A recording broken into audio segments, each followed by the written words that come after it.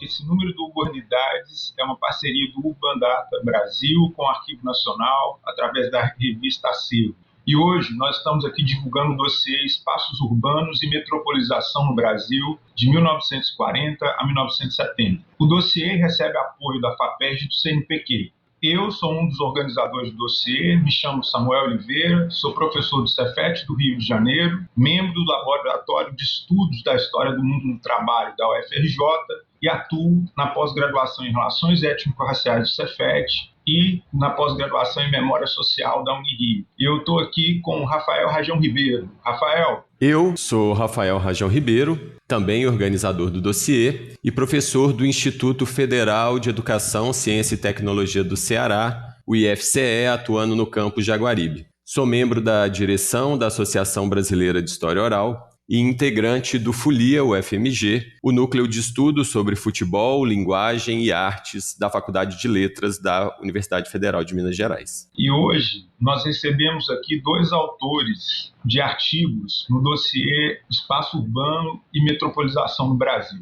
O primeiro autor é o Lucas Ricardo Sestaro, autor do Centenário Paranaense, a indução do processo de metropolização de Curitiba. Lucas, se apresenta aí para o público. Olá a todos, eu sou Lucas Sestaro, sou arquiteto urbanista, mestre e doutor em arquitetura e urbanismo pelo Instituto de Arquitetura e Urbanismo da USP, campus de São Carlos, onde também concluí recentemente uma pesquisa de pós-doutorado, onde me dediquei a estudar sobre parte do planejamento do estado do Paraná e que em parte dos resultados são apresentados nesta revista Acervo, no artigo em que nós discutiremos aqui durante essa exposição. Obrigado, Lucas. Agora, a outra autora é a Stephanie Macedo Colares Moreira, autora do artigo Uma Cidade em Transição, a construção dos problemas urbanos de Natal à luz dos estudos da Serete, anos 1960 e 1970. Stephanie. Olá a todos, meu nome é Stephanie, como já foi falado, eu sou arquiteta e urbanista também, atualmente mestranda, concluindo o mestrado na UFRN, na perspectiva da história urbana e cultural do planejamento, trabalhando aí com a questão dos primeiros planos diretores da cidade, e aí o artigo que nós vamos discutir aqui hoje faz parte de um processo justamente de aprofundamento dessa pesquisa, dessa trajetória em relação aos primeiros passos do planejamento em Natal. Obrigado, Stephanie. Bom, para começar, eu gostaria de perguntar para ambos os pesquisadores como que esse projeto ele se construiu na trajetória e agenda de pesquisa de vocês. Para mim, esse objeto de estudo sobre planejamento no estado do Paraná e da onde se desdobrou a questão da metropolização forjada a partir dos anos 50 em Curitiba, juntamente com o processo de celebração do centenário de emancipação política paranaense, vem num desdobramento de outros estudos sobre instituições de urbanismo. Durante o mestrado e o doutorado, eu estudei a SAGMACS, a Sociedade de Análises Gráficas e Mecanográficas Aplicadas aos Complexos Sociais, que foi um órgão de consultoria e assistência técnica que atuou de 47 até 64 em vários estados do Brasil. A maior parte dos trabalhos deles estão desenvolvidos no estado de São Paulo, mas há desdobramentos sobre o Paraná, sobre o Rio de Janeiro, sobre Pernambuco, sobre Minas Gerais e Espírito Santo. Em função desse desdobramento de trabalho sobre o estado do Paraná, onde observa-se dois momentos de estudo da SAGMACS dentro do organismo do estado, um em 54 e o outro em 63, eu, durante o doutorado, fui me aprofundar um pouco melhor sobre o material que tinha no Paraná e não cheguei a estudar ali naquele momento o trabalho desenvolvido por eles para o estado do Paraná, mas isso ficou como algo instigando a continuar as pesquisas, os estudos, e em função de uma passagem que eu tive por Curitiba, na Universidade Federal do Paraná, onde atuei por 1 ano e meio como professor substituto, eu me aprofundei mais na temática do planejamento no estado do Paraná, percebi algumas lacunas no sentido de abertura a uma exploração da história do planejamento, do entender melhor a institucionalização desse processo de planejamento, e e retroagir a outros períodos, visto que a história mais consolidada sobre o planejamento do Paraná está muito vinculado a partir dos anos 60, em função das cidades novas e planejadas e em função do planejamento da própria capital paranaense. Então, eu, a partir disso, fui desenvolvendo pós-doutorado, um estudo sobre a institucionalização do processo de planejamento no Paraná, desdobrando ali dos anos 40 até os anos 70, e nisso, em função do processo de metropolização, me aprofundei também junto à capital paranaense, percebendo os vínculos entre o projeto de modernização desenvolvido ali nos anos 50, com uma vinculação com a produção de uma arquitetura modernista que vai tentar forjar a imagem de um Paraná moderno, e junto disso o processo de metropolização que vai se desenvolvendo para aprofundar depois lá na década de 70, quando o projeto nacional de formulação das metrópoles acaba vigorando como legislação, né, a partir da Lei Complementar 14 de 73, né, que institui as primeiras metrópoles brasileiras, e entre elas a região metropolitana de Curitiba. Obrigado, Lucas. E Stephanie, como que foi a sua agenda de pesquisa que desdobra nesse artigo em relação à sua trajetória? Então, no meu caso, eu ainda estou galgando, né, esse processo todo, ainda estou no mestrado, devo ser a mais iniciante aí nesse caminho, nesse processo, mas surge mais ou menos como uma lacuna que a gente tinha no nosso grupo de pesquisa, né, eu faço parte de um grupo chamado HCURB, que é a História da Cidade, Território e do Urbanismo, lá na UFRN, onde a gente estuda em relação ao planejamento das cidades, tem parte de patrimônio, enfim, junta assim, é meio que um guarda-chuva para várias áreas ali da história, da arquitetura. E aí a gente tem muitas produções sobre o início do século, muitos trabalhos feitos sobre o início do século, mas sobre a segunda metade do século XX ainda existia essa lacuna. Então, começou-se ali nas conversas do grupo a perceber que nós precisávamos avançar em relação à história da cidade, de Natal especificamente, nessa segunda metade do século. Junto com a pandemia, acaba surgindo também uma necessidade de encontrar novas metodologias, né, para acessar alguns arquivos, e a gente já tinha a ideia de tentar acessar os arquivos da Hemeroteca Digital, né, da Biblioteca Nacional, onde tem os periódicos digitalizados, no nosso caso, principalmente o Diário de Natal e o Poti, que foram os jornais utilizados. A gente sabia que tinha a possibilidade de acessar esse acervo, acabou sendo conveniente para a gente naquele momento, junto com essa necessidade de continuar estudando sobre a segunda metade do século. Então aí surge essa ideia de tentar entender ali os primeiros planos diretores, né, justamente nessa época de institucionalização mesmo do planejamento de Natal, onde os primeiros planos foram do início do século, eram do início do século até pelo menos ali os anos 50, e nos anos 60 existe uma mudança total dos parâmetros e uma diferença nessa forma de abordagem, né, nessa dinâmica desse planejamento. Então a gente criou esse recorte assim que vai de 67 a 84, que o 67 seria o plano Serete, né, do que eu estou tratando nesse artigo, para chegar até 84, que na verdade eu defendo como uma hipótese que é um mesmo processo, porque são 3 planos, mas que tratam do mesmo processo, que começa em 67 e só vai se concluir em 84. E aí a ideia foi entender não a legislação em si, a lei, mas como essa lei reflete uma leitura de cidade. Então a gente queria olhar para esses planos na perspectiva da história cultural urbana, usando tanto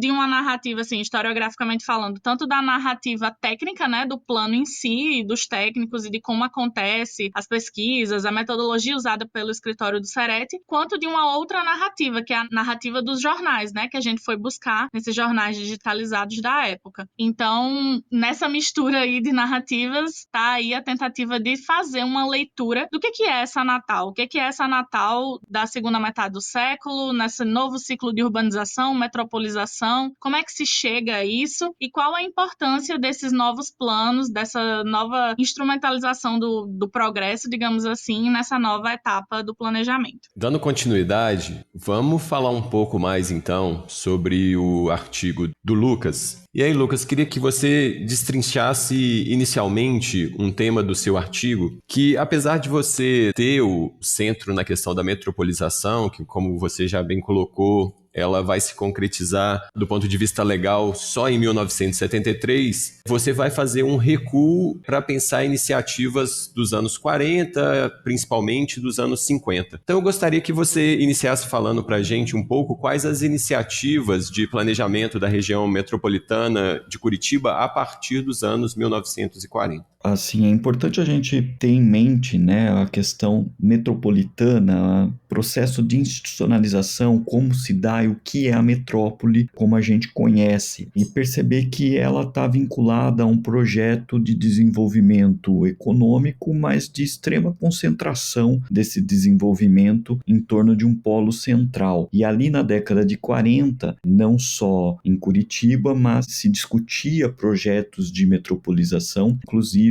para além do Brasil, mas na América Latina, né? A gente lembrar da Carta dos Andes, que é resultado de um congresso latino-americano durante essa década, vai ser colocada a questão da importância do assunto da metrópole como uma forma de desenvolvimento da própria economia do país e da região como um todo. E no caso de Curitiba, a gente precisa lembrar também que o Paraná, no período de formação lá no século XIX das províncias, hoje os estados, ele foi o último a ser emancipado em relação ao que se tinha lá no século XIX. E em função disso ele vivia muito a reboque ali do que acontecia em São Paulo e do que acontecia no Rio Grande do Sul e Santa Catarina. Desde o início do século XX, então, já há em curso um processo de tentar tornar a cidade de Curitiba dando uma feição moderna. Claro que nós não estamos falando de um processo de modernização nesse início do século XX, como aconteceu em outras importantes capitais do país, exemplo do Rio de Janeiro, então sede da República, né, ali a capital nacional do país, né, que viveu um processo de modernização e embelezamento na virada do 19 para o 20, assim como outros projetos também foram se desenvolvendo por outras capitais do país. No caso de Curitiba ainda não, no caso de Curitiba é um processo que vai estar ligado à formulação de legislação urbanística, a tentativa de eliminar a feição colonial ainda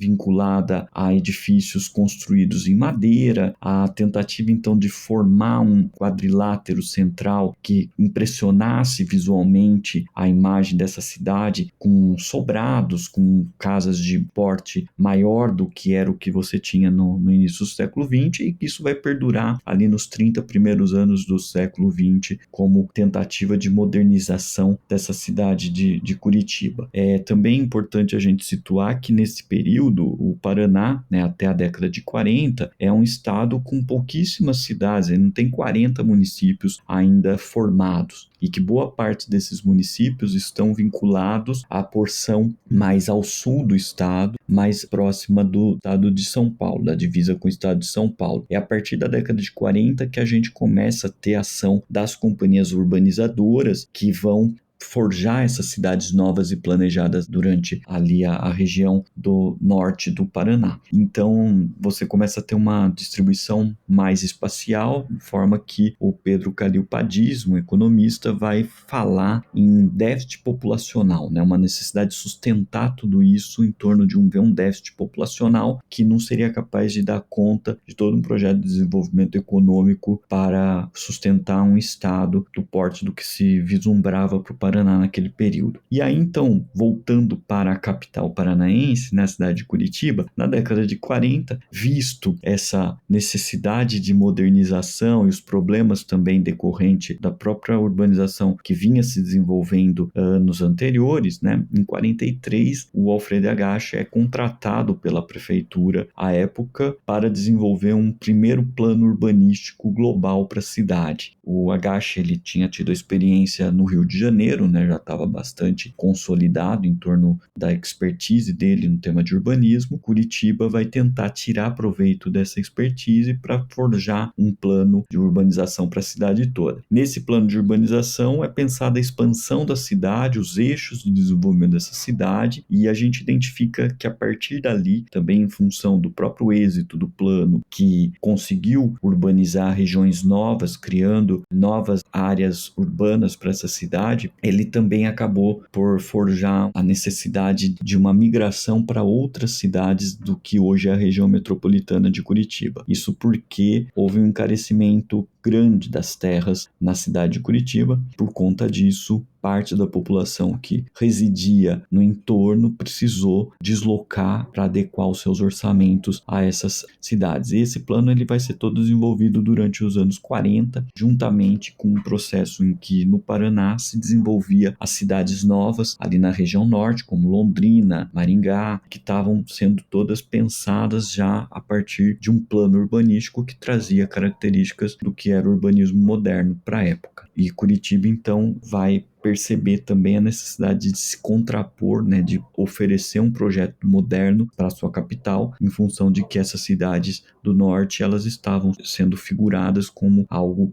mais inovador do que tinha se tentado até então na capital do estado. Outro processo que ganha muito destaque no seu artigo, não só para transformação urbana, mas mais especialmente para o processo de metropolização de Curitiba, é a questão de todo o movimento que se deu em torno do centenário do estado do Paraná. Lucas, no seu artigo, você destaca a questão do centenário do estado do Paraná como um momento-chave na indução do processo de metropolização de Curitiba. Eu gostaria que você comentasse um pouco mais sobre esse processo. Bom, eu estava falando do plano de 43, né, que durante a década de 40 ele vai se efetivar de uma maneira muito rápida e que, junto disso, né, ali a gente estava pensando na cidade de Curitiba, o planejamento mais vinculado à ideia de melhoramentos, de urbanização, mas junto desse contexto da década de 40, olhando para o Brasil, a gente está vivendo o período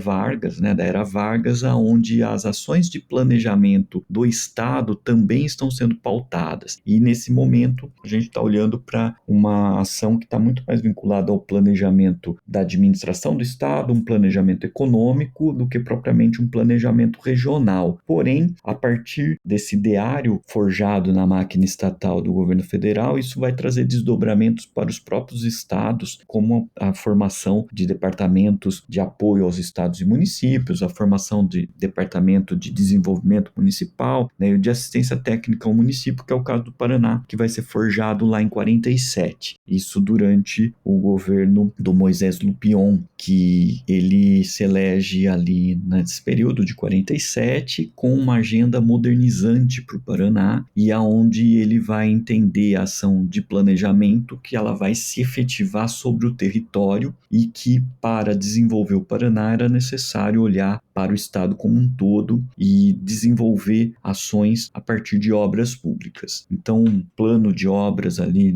nesse primeiro momento de 48 a 51 está vinculado à ação da assistência técnica nos municípios e ao plano rodoviário que vai conectar a capital paranaense e as outras regiões do estado numa tentativa de melhorar a própria condição econômica do Porto de Paranaguá. Então, na década de 50, né, a gente vivia ali o apogeu da formação de uma arquitetura moderna no país, né, que se disseminava pelas cidades. Isso estava acontecendo, era notório em Londrina, que era uma cidade nova, recém-instituída, implantada, resultado de um planejamento. Curitiba não tinha essa arquitetura modernista tão significativa nesse período. Então, né, no momento da celebração do centenário paranaense, o Bento Munhoz da Rocha Neto vê a possibilidade de forjar essa imagem de uma capital moderna no estado do Paraná e vai usar para isso dos arquitetos modernistas. Ele, a partir do plano de obras, vai ser implantado a partir da celebração do centenário paranaense. O Centro Cívico é uma das obras que saem do papel. Esse Centro Cívico que já tinha sido pensado pelo plano de urbanização de 43 do Alfredo Agache, mas ele ainda não tinha se efetivado, e ali com o Bento Munhoz, em 52, começa-se a implantar o Centro Cívico, que é onde até hoje está a parte das repartições estaduais, uma parte do Serviço de Justiça do Estado, a Assembleia Legislativa e também a Prefeitura da capital ali próxima. Para isso, vai contar com arquitetos que tiveram uma formação mais próxima da escola carioca na Universidade Federal do Rio de Janeiro, à época Universidade do Brasil, que vão desenvolver os projetos para esses edifícios. Então tem toda uma preocupação ali, naquele momento, de que esses edifícios tivessem uma fisionomia que remetesse à modernidade, que rompesse o skyline de Curitiba, que era relativamente baixo, que tivesse os panos de vidros, as fachadas livres e que trouxesse essa qualidade espacial para o ambiente da cidade. O que acontece,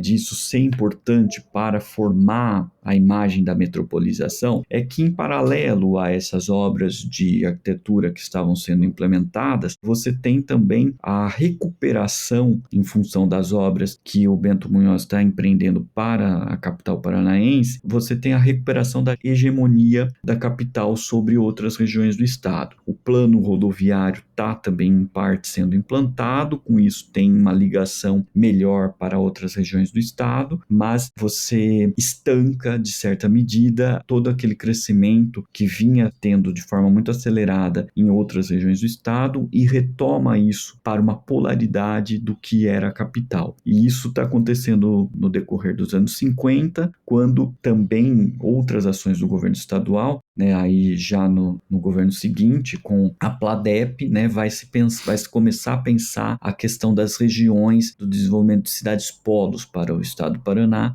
e mantendo a polarização em torno da capital paranaense, para o que vai acabar por fortalecer o projeto de metropolização que vai se efetivar nos anos 60 e ser implantado de fato nos anos 70. É muito interessante ouvir o Lucas e perceber como que nessa segunda metade do século XX a gente tem uma nova onda de urbanização, metropolização, planejamentos estratégicos de desenvolvimento regional, e esse é um tema um pouco debatido dentro da historiografia de maneira geral, que concentra no início do século XX. E aí eu queria voltar a palavra para a Stephanie, porque ela marcou essa questão logo de entrada no debate para falar de Natal. E aí, Stephanie, eu queria que você falasse um pouco de Natal, como que foi esse processo de metropolização de Natal, pegando aí nessa segunda metade do século XX, que você está trazendo para a gente como novidade. A urbanização, metropolização de Natal, para falar sobre ela, primeiro a gente precisa entender, de certa forma, alguns pontos que foram chave, assim, tem alguns marcos, assim, facilmente identificáveis, meio que galgam esse processo de como o Natal chegou nesse contexto onde ela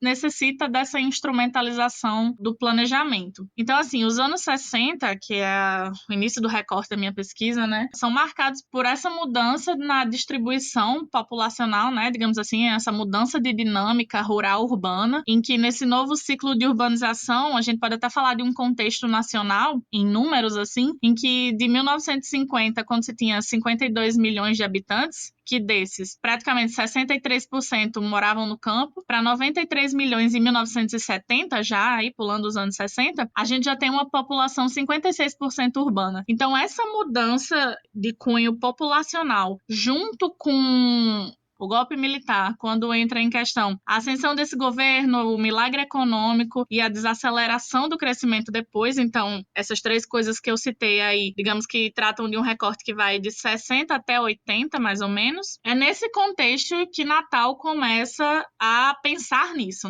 começa a pensar nessa instrumentalização do planejamento. Então a minha pesquisa, ela busca compreender como é que seriam formulados e nomeados os problemas urbanos. Será que até então, inclusive era uma questão de pesquisa, assim, será que até então existia essa coisa dos problemas urbanos? Será que é a partir de agora que a cidade é vista como um problema, um problema técnico? Será que depois dos planos é que isso começa a entrar na agenda governamental? Enfim, e aí, me voltando aqui para o caso de Natal especificamente, mas considerando esse contexto, o contexto tanto da questão populacional quanto do governo militar, a gente pode considerar que até 1950 eram os mesmos planos lá do início do século, aqueles planos que tinham mais aquela ideia de higienização e de embelezamento da cidade, que ainda estão em voga. Então, planos que foram feitos até mais ou menos a década de 30, também com plano geral de obras de Saturnino de Brito, que foi um escritório que teve muita importância no processo de planejamento, principalmente das obras de infraestrutura de Natal. Os planos desenvolvidos por esse escritório consideravam que iria dotar Natal de infraestrutura por mais ou menos uns 10 anos aí. O escritório teve atuação entre 35 e 65, mais ou menos, não fosse o advento da Segunda Guerra e a vinda dos contingentes militares para a cidade de Natal. Então, quando se fixam os contingentes militares aqui dos Estados Unidos na Segunda Guerra, né, que vieram para Natal e criaram uma base militar na cidade de Parnamirim, por causa da localização estratégica de Natal, é praticamente um marco nessa história. Então, a partir desse momento, existe uma mudança de dinâmica tanto na questão do planejamento, da infraestrutura, até dos costumes da cidade, que vão ser praticamente um divisor de águas. Então, o que a gente considera que Natal tinha 55 mil habitantes nos anos 40, já nos anos 50 dobra, né? Então, a gente tem uma população de 103 mil pessoas, mais ou menos. Então, existe uma falta de estrutura, né? Uma falta de estrutura aí para abrigar esses novos contingentes. Então, em questões de abastecimento, disponibilidade de moradias, infraestrutura urbana, transportes, enfim, hotéis, pensões, né? Como é que abriga todo esse novo contingente que traz uma nova necessidade estrutural para a cidade que a cidade não tem? Então, ao mesmo tempo que isso acontece, acelera-se também uma especulação imobiliária após um surgimento de um mercado de terras que vai acontecer ali mais ou menos em 1946. Surgem também os primeiros conjuntos habitacionais, as políticas habitacionais também que começam a entrar em voga, a questão dos IAPs, que financiam casas aqui, habitações populares. Então, assim, vão crescendo demandas, novas conexões territoriais também são colocadas aí já com a entrada dos governos militares, e aí todas essas questões são abraçadas, assim, são procedimentos especulativos do capital imobiliário que visam aproveitar a infraestrutura que é trazida por essa mobilização militar, né? Então, como eu falei, esse é um grande marco na história desse planejamento. E aí isso tudo entra nesse contexto de redefinição do padrão planejado, e então ali em cerca de 1965, mais ou menos, o prefeito da época chamava Agnello Alves, ele resolve contratar esse escritório, que é o escritório Ceretti, para criar um primeiro plano diretor para a cidade de Natal. E aí isso acontece vinculada àquela questão da indústria dos planos diretores, né, com a entrada do governo militar e com a nova mudança de dinâmica desse planejamento. Então, o planejamento começa a caminhar para esse lugar dos planos, né, dos planos urbanos, e as ideias dos técnicos a convergir para essa coisa de que o planejamento urbano é, de fato, a solução para o futuro das cidades. Então, Natal, localizada nesse espaço, digamos assim, uma capital do Rio Grande do Norte, no Nordeste, que estava ali recebendo recursos da Sudene. Então, a Sudene é outro marco, né, nessa história desse planejamento da segunda metade do século XX. Então, ali, para receber os recursos da Sudene, era necessário que houvesse esse planejamento. Então, dentro dessa dinâmica de precisamos ter um plano diretor para receber recursos, o prefeito contrata o escritório Ceretti, junto com a consultoria do Jorge Wilhelm. O Jorge Wilhelm tinha o escritório dele, dos arquitetos associados. Também fez planos urbanos para várias outras cidades, incluindo Curitiba, né? Está sendo falado aqui. E aí ele dá essa consultoria para o escritório Ceretti no plano de Natal. Então é mais ou menos nesse contexto, né? Saído aí da Segunda Guerra, com a vinda dos contingentes militares, junto com a questão da indústria dos planos diretores e da Sudene para angariar recursos, que Natal começa a entrar nessa dinâmica de tentar o plano diretor como uma forma de encontrar, uma forma de desenvolver a cidade, de encontrar a vocação. Isso a gente vê na linguagem dos jornais, assim, né? Como é que o prefeito falava sobre isso. Então, ele falava que estava contratando ali o escritório para estudar a cidade, fazer uma leitura da cidade. Então, nesse contexto também de tentar nomear esses problemas urbanos, digamos, da primeira vez, assim, nomear, de fato, colocar na agenda governamental os problemas urbanos e fazer também essa leitura da cidade, que não se tinha até então. A ideia dos técnicos ali estudando realmente a realidade a fundo. E aí, então, é nesse contexto que aparece o Plano Ceretti, do qual eu estou tratando no artigo. O Urbanidades é apenas uma das iniciativas do Urban Data Brasil. banco de dados bibliográfico sobre o urbano brasileiro. Em nosso site você encontra milhares de referências classificadas, textos digitalizados para download gratuito e pode registrar trabalhos de sua autoria. Visite urbandatabrasil.fefeleste.usp.br e siga também nossa página no Facebook.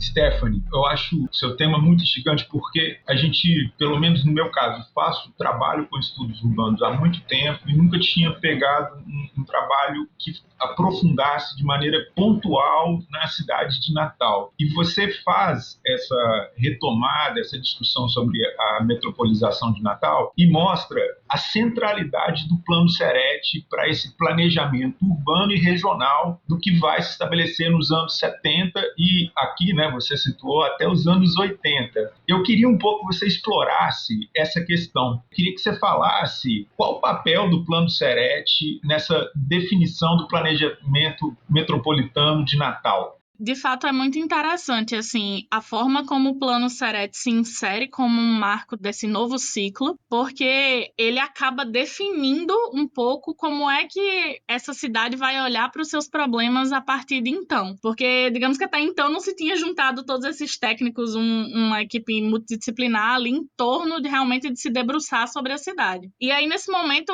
isso acaba sendo documentado, né? Então tá lá, tá escrito esse diagnóstico. E aí, ao mesmo tempo que o Plano Serete ele vai estar identificado, digamos, temporalmente, né, no tempo ali com o que seriam os planos integrados de desenvolvimento que acabam adquirindo, né, muita fama, assim, nessa época, embora se diga que alguns deles foram engavetados e que não serviram para muita coisa. Embora o Plano Serete esteja identificado a esses planos e ele também não foi executado na prática, mas essa seria uma leitura um pouco rasa, assim, porque, na verdade, embora ele não tenha sido executado quando ele terminou, né, tá aqui o documento, ele não foi executado, mas ele serviu como uma base indissociável dos primeiros planos diretores da cidade. Então, quando a gente chega em 74, que é, de fato, o primeiro plano diretor de Natal, ele tem uma base que é indissociável do Plano Serete. Só que o que acontece? Ao passo que o Plano Serete acaba diagnosticando realmente uma realidade, ele tem uma base sociológica ali, que o próprio Wilhelm traz quando ele escreve sobre a sua atuação no seu escritório, que fala sobre um urbanismo brasileiro, que considera um desenvolvimentismo social. Veja bem, não estou dizendo que na prática ele conseguiu alcançar isso, mas na teoria era isso que ele pregava. Principalmente nos estudos, assim, na forma como os técnicos abordam a população, porque eles entrevistavam as pessoas, perguntavam quais as necessidades, foram descobrir ali quais eram os bairros de maior centralidade para a questão do trabalho, quais eram os bairros periféricos. Eles nomeiam o que a gente viria a chamar depois de favela ali naquele momento. Então, até então, não se tinha esse radar, não estava no radar, né? Essas questões urbanas aí, o Serete acaba clareando. E aí, quando esses técnicos vêm com essa metodologia toda e vão ali descobrir todo isso que estava meio escondido, né? É quando finalmente se tem um norte aí para como seguir esse planejamento. Então, o Serete acaba aparecendo no plano de 74 e no plano de 84. Porque o que acontece? No plano de 74, isso já no momento da pesquisa em que eu estou agora, né? Ele acaba sendo um plano mais tecnocrático. Então, ele some com alguns dos diagnósticos mais profundos, digamos assim, do plano Serete. Porque enquanto o plano Serete, hoje a gente lê ele mais como um estudo da realidade, digamos assim, do que como um plano em si. Inclusive, algumas pessoas dizem que não deveria ser chamado de plano. A gente está chamando de plano porque ele de fato entra, e considerando essa narrativa da mídia e tudo mais, que eu estou olhando nos jornais, eles consideram o Plano Serete como o primeiro plano diretor de Natal. Ele não foi executado na prática, mas era assim que na mídia estava sendo divulgado, vinculado, etc. E aí, o Plano Serete, a gente analisa ele nesse artigo em duas frentes. Como é que ele investiga a cidade, qual é o método de pesquisa dele, fala um pouco sobre a base sociológica do plano, né, dessa questão questão do desenvolvimentismo social, ele analisa a cidade em duas estruturas, que seria a física e a social, e divide a cidade em subsistemas. Então, o momento do artigo que eu trouxe aqui era um momento meu de aprofundamento realmente desse primeiro plano, né, desse primeiro diagnóstico da realidade. Então, ele divide a cidade em subsistemas que vão remontar a Carta de Atenas. Então, eles dividem a cidade em subsistir, mercadejar, estudar, abastecer e recrear. Essa é o que o Serete cria em cima desse conhecido esquema da Carta de Atenas. Então, Natal vai abraçar o planejamento e o urbanismo como forma de apelo a esse crescimento e urbanização que eu expliquei anteriormente. E o Serete ele vai acabar enxergando a migração campo-cidade como a principal questão que vai explicar os problemas urbanos de Natal a partir dali. Então, os recém-chegados ali do campo, eles não se inserem na estrutura urbana, né? E acaba que isso vai ser um marco tanto na questão social, realmente, de não inserção dessa população, até no mundo do trabalho, né, com a questão do desemprego, quanto na estrutura urbana. O Serete acaba identificando uma baixa densidade, uma desconexão espacial, que realmente vai ser um norte para os próximos planos diretores para como se trataria o planejamento de Natal a partir dali. Então, ele é importante justamente nisso, ao nomear esses problemas, a identificar essa cidade ali que estava em vias de estratificação e de fragmentação. Até utilizo essa imagem ali nas minhas conclusões parciais, que é uma cidade fragmentada, assim, tanto nesse sentido social, realmente, das populações marginalizadas da vida urbana, quanto nessa questão da estrutura. E aí o Serete vai identificar essas duas grandes estruturas, vai colocar como principais, e ele vai dar diretrizes também de como se poderia lidar com isso a partir de então. E aí ele acaba não sendo executado na prática, mas até nas notícias dos jornais a gente vê que durante os próximos anos vai se criando essa questão em torno do plano diretor, né? A partir de então a cidade começa a enxergar o plano diretor como uma necessidade, começa a cobrar da agenda governamental que coloca esse plano diretor em prática, e algumas dessas bases trazidas no Serete, inclusive até uma que é importante, que é a proteção da paisagem, que não se falava até então, porque Natal é uma cidade turística. Então, depois disso, é que se começa a olhar para essa questão como uma vocação, digamos assim, da cidade, como algo a realmente ser explorado, e aí passa para os próximos planos diretores. Obrigado, Steph. Ouvindo você, eu não consigo deixar de pensar num tema que é de especialidade do Lucas, que é a SAGMAX, que é também um grupo que vai fazer planejamento urbano, que vai impactar várias cidades e regiões metropolitanas do Brasil nesse pós-guerra. E aí, Lucas, como você está aqui, você é um especialista, é um dos maiores especialistas no debate da SAGMAX, eu queria voltar um pouco a palavra para você situar aí nos anos 50, nesse processo de modernização e metropolização do Paraná e de Curitiba, qual que é o papel da SAGMAX em Curitiba e no Paraná. Queria que você falasse um pouco disso, porque eu acho que é importante a gente enfatizar isso. Lembrando um pouco da fala da Stephanie, vários desses planejamentos metropolitanos no pós-guerras, eles são pouco investigados. A gente tem uma imagem historiográfica muito concentrada na Primeira República e no debate do higienismo. Tendo você aqui, Lucas, que é o especialista da SAGMAX, eu queria te ouvir um pouco sobre isso. Não acho que seja um especialista da SAGMAX. Sim, é um tema realmente muito rico e que tem outros colegas pesquisadores também se debruçando sobre ele, com trabalhos muito interessantes e complementam bastante das informações do que a gente tem sobre o que foi e o que fez a SAGMAX. Mas olhando para o Paraná, vou destacar que assim, ali em 52, no momento em que a SAGMAX vai ser chamada, a princípio pelo governador de São Paulo, para trabalhar com o levantamento dos problemas e das necessidades do estado de São Paulo, isso está dentro do escopo da Comissão Interestadual da Bacia do Paraná-Uruguai, a CIBPU, da qual o Paraná era signatário, era parte desses estados que estavam envolvidos. Posteriormente, a 54, depois de feito esse primeiro trabalho de monta regional para o estado de São Paulo, a SAGMAX vai fazer um segundo trabalho que daí sim para Paraná, Santa Catarina e o Rio Grande do Sul, também chamado de problemas e potencialidades de desenvolvimento dos estados Paraná, Santa Catarina e Rio Grande do Sul. Em paralelo a isso, por conta também da CIBPU, o padre Lebré, que era dos fundadores, organizadores da SAGMAX aqui no Brasil, juntamente com outras partes da equipe, viajaram pelos estados da CIBPU e tiveram aí também contato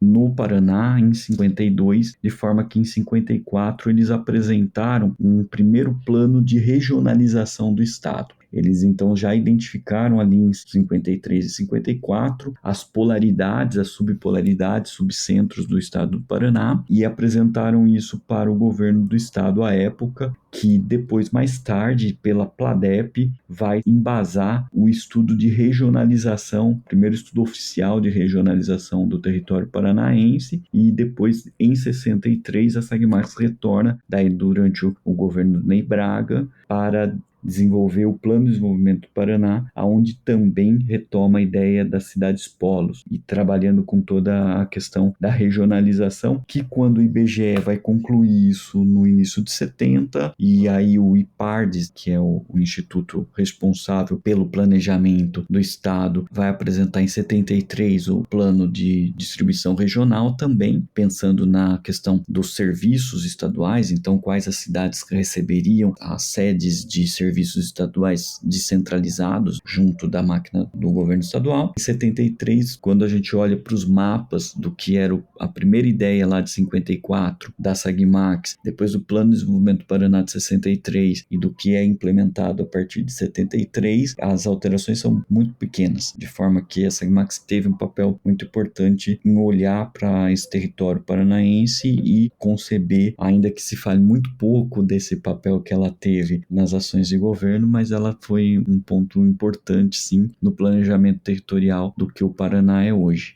Obrigado, Lucas. Retomando esse debate, vocês então estão falando de momentos diferentes do planejamento urbano.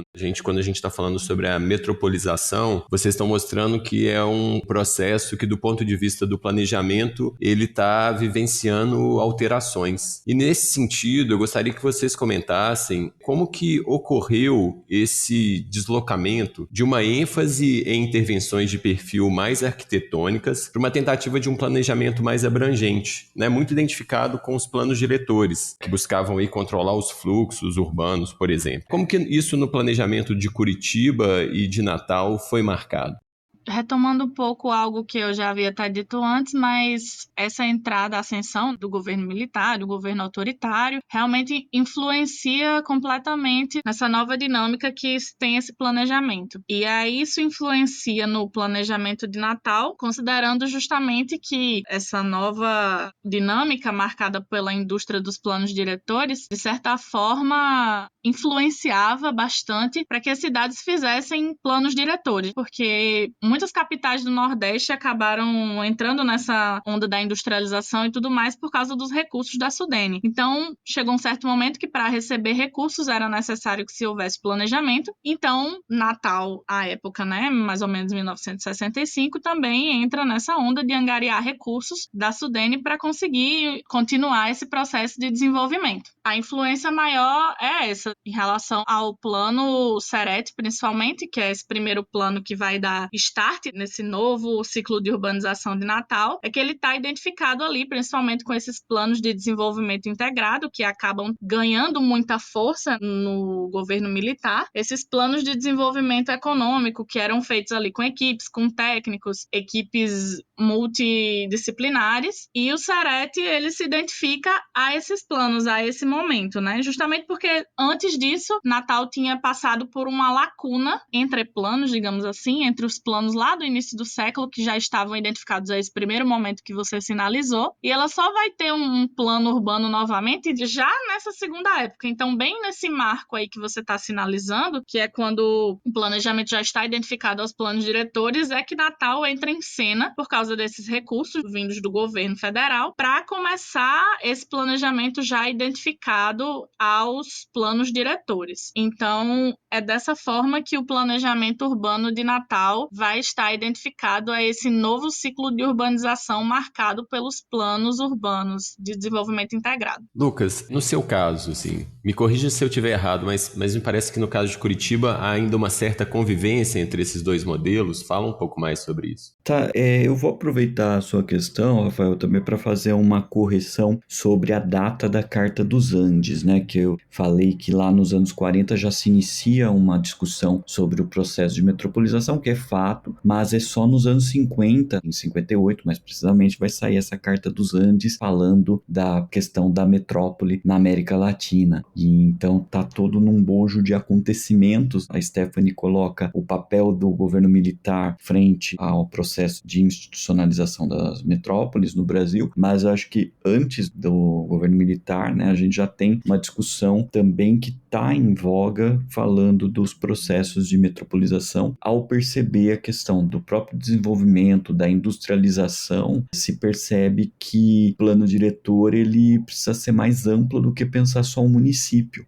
O município ele tem questões importantes para serem pensadas, mas dentro de uma economia industrializada, onde você tem relação de produção e de consumo e de escoamento dessa produção, a questão regional ela toma um vulto muito importante que não vai se limitar só ao município. E no caso de Curitiba, isso está sendo colocado tanto por uma questão da própria polaridade da metrópole em função de você ter uma expansão da dinâmica imobiliária para regiões do entorno dessa metrópole, que isso está se dando já desde os anos 40, consolida-se nos 50 e nos 60, e a questão da industrialização, do polo gerador de serviços, que vai se desenvolver em torno de Curitiba, vai trazer questões de que precisava pensar também para além do município, e que o plano diretor não era suficiente para isso. Ainda assim, né, aproveitando também as colocações da Stephanie sobre a Serete e o arquiteto Jorge Wilhelm, né, que tem uma participação importante em Curitiba, ali em 65, que na apresentação de um plano diretor, ali se fala dos eixos de desenvolvimento conectando com as cidades vizinhas. Porém, e em função do próprio plano diretor desenvolvido pela Serete, a criação do IPUC na sequência ali em 66 como um órgão de planejamento do município, e que nos anos 70 a eficácia do IPUC, que está sendo tão celebrada no ideário do planejamento urbano como uma referência de planejamento para outras regiões, também começa a se perceber a dificuldade de uma integração no órgão metropolitano, porque você não tinha jurisdição, tem até hoje uma jurisdição em torno da ação do IPUC para além da cidade de Curitiba. Você tem ali a questão do local, que é o papel de pensar o IPUC, mas o regional fica comprometido, e em função disso, até hoje você encontra problemas na integração do transporte metropolitano na cidade de Curitiba, né? Porque o que estava no plano do Wilhelm, da Serete, lá em 65, pensando a questão da metrópole, ela se dava muito em função do transporte metropolitano, do terminal metropolitano, dos acessos aos ônibus metropolitanos, e que isso foi uma das grandes dificuldades de se efetivar em função de perceber a dificuldade de relacionar plano diretor com o território metropolitano. A partir da década de 70, isso vigora um pouquinho mais facilmente pelo governo do estado, que vai pensar ações de integração, mas assim, os avanços mesmo que a gente percebe ali na questão de Curitiba são mais recentes, é de 90 em diante que a gente percebe a questão do transporte metropolitano melhor colocado. Mais recentemente, aí de 2010, 2012 em diante, sofreu aí um revés muito significativo também, que comprometeu bastante dessa integração metropolitana através do transporte. Então, acho que tem esse aspecto, né, de uma percepção dos limites do plano diretor quando você vai olhar para a integração regional e não só para o município. Acho que esse é o ponto que na década de 70 obriga, de certo modo, o planejamento a adotar uma ação mais regional do que só através dos planos diretores. Ainda que os planos diretores não eram, assim, poucas coisas, não eram ações pouco importantes, muito pelo contrário, eles traziam uma percepção muito importante sobre a realidade social, ambiental, econômica daquela cidade. Obrigado, Luca. colegas, a gente vai terminando o podcast indo para as palavras finais de cada pessoa que está participando aqui. E eu queria muito agradecer o Lucas e a Stephanie pela participação nesse podcast do Urbanidades e agradecer também o Vanda. Esse é um de 4 episódios da parceria do Urbanidades com a revista Acervo na divulgação do dossiê Espaço Urbano e Metropolização. E o Vanner, ele foi fundamental, da equipe do Urbanidades, foi fundamental para articular isso tudo. Então eu agradeço aqui e passo a palavra para o meu parceiro de organização do dossiê, meu amigo Rafael.